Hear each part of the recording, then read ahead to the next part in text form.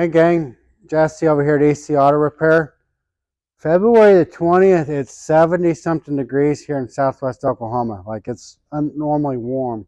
We are actually already seeing some air conditioner problems. Like, for instance, my air conditioner is not working. Later model cars, two different types of systems, to like 2015 or so roughly, have R134A system. This is our exchange machine for the 134A. We're able to be EPA compliant. I'm licensed. My guys are licensed, all the different things, right? This here is the 1234YF machine. This is for like 2015 and later and newer cars, right? So depending on what year model of car you are, what model or what make of car you have, will depend on what system you have. You do not, hear me clearly, you do not want to cross-contaminate. The 1234 has a slightly bigger fitting than the R134A machine does. So this machine here is super sensitive.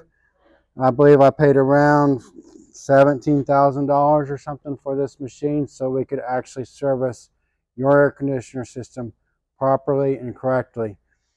The measurement on the refrigerant that's introduced or evacuated from that system, we actually measure in the grams. It's that sensitive.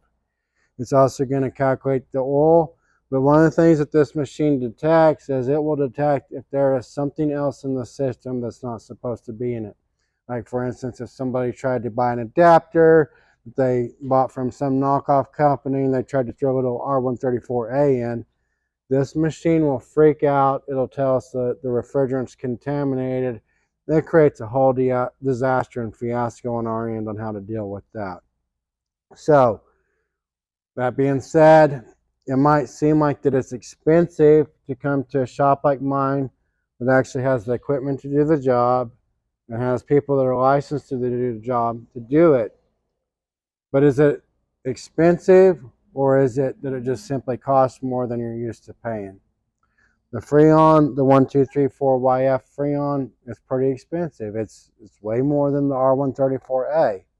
However, there's other chemicals out there that cost way, way more than 1234YF. And honestly, at the end of the day, on a hot summer day, it's 100, 110 degrees, is a properly working air conditioner system, is that actually expensive, or is it just affordable? Is it just what it is, that you can drive from point A to point B? You're not sweating, you're not hot. So that's a little bit about the differences between the refrigerants, and I will see you in the next video.